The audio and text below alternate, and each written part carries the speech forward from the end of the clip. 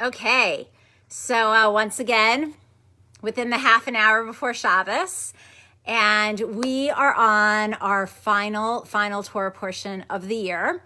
And something amazing actually that I just realized is I had mentioned in the last video or two how it was never really like an intention that I was going to be doing this each week and keep this going. It just kind of started and then it continued. And one of the inspirations for it continuing was our friend Jonah, who always, encouraged, can you do a video? Can you get it out? Can you do one of your teachings? And he's with us this Shabbos. So I find it just a beautiful culmination of this entire year that he's here as we wrap up our final Shabbos of the year. And basically a lot of what I would say is the impetus for doing these videos was really his encouragement and his wanting these, ideas to kind of get out there. So we are on this final Torah portion, which is V'zot Habracha. This is the blessing. And one of the ideas really behind this and what a blessing is, which is really an interesting concept, is the holidays are all spoken about in this week's Torah portion. We're talked about the festivals and how each festival that we celebrate throughout the year has its own power, and we are intended to tap into that power, to actualize it. So when we are doing the holiday Passover, it's about freedom. And when we are talking about, Rosh Hashanah and then Yom Kippur, this concept of forgiveness and atonement and working on ourselves and connecting. And now we are in the holiday of Sukkot, where we are out in the sukkah and we are all privy to those same elements, which depending on where you are in the world, at least for us, it has poured.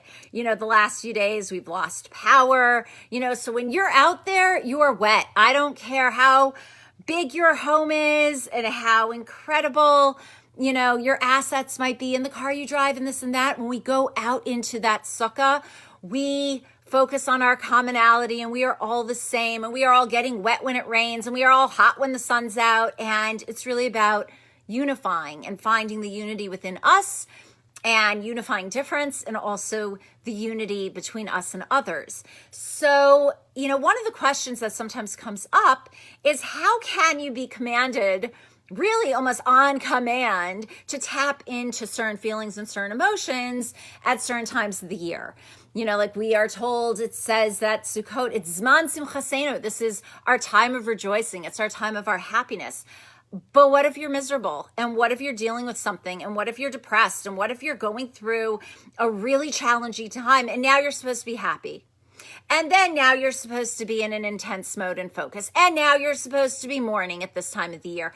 And it's really a question. How can we almost be kind of forced, so to speak, to tap into certain emotions, which we generally would like to think have to come naturally, right? I'll feel happy when I'm in the mood to feel happy. And I'll feel grateful when I'm ready to tap into that. And when I want to just feel miserable, I'm going to feel miserable, right? It's this idea generally that our emotions come when something's triggered for it. And yet, here we have set for us throughout the year specific times and opportunities to be tapping into different thoughts and feelings and emotions and to actualize them, even if we're not necessarily feeling it at that moment.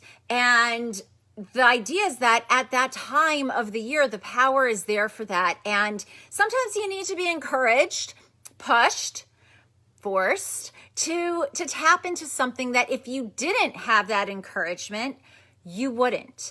And there's a beautiful story that's told over from the Mare Yecheskel, which is the name of the book that this rabbi wrote. And he talks about a situation where a king is traveling with his son, and just want to make sure I get this right. They're traveling through the desert, and the prince is really thirsty and wants water. And instead of just asking for the horseman to fetch water, instead the king asks that a well be dug and that there be a signpost put next to the well so that it could be located and found again in the future. And the princess just needed a glass of water. No need to build a whole well. Like, why are we going to all this trouble?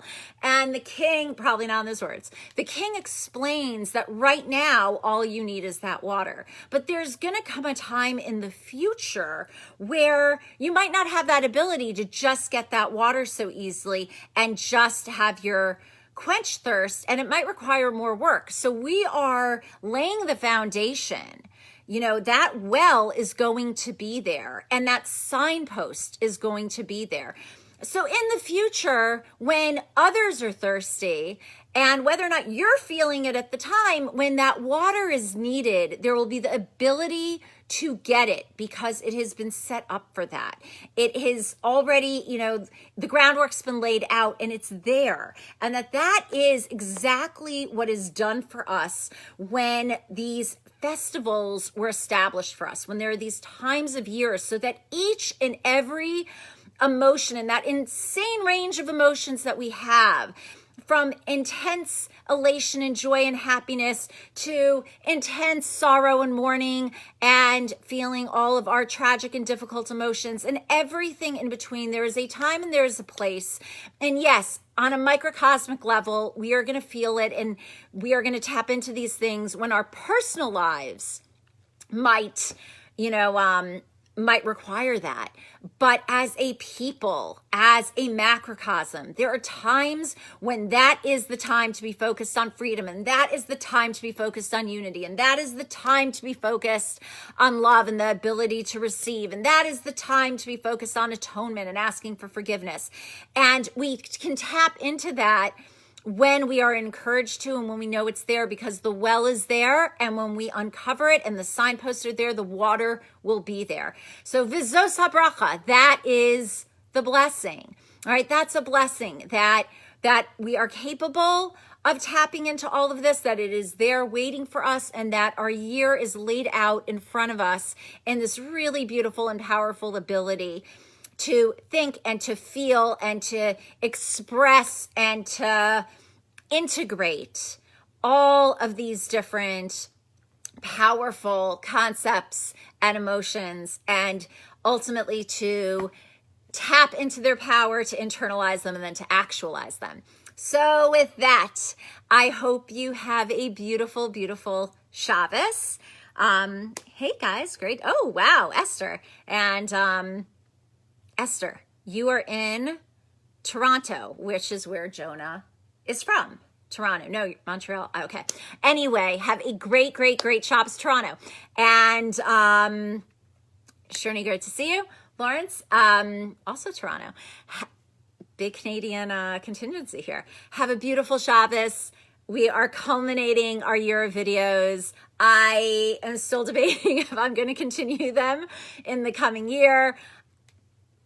Possibly. I've got another week to figure it out. So have a beautiful Shabbos. Have a beautiful last days of Sukkot, and it should truly be tap into. It is our time of rejoicing. It should be a time of just joy and unity and blessing and beauty and all good things. So good Shabbos.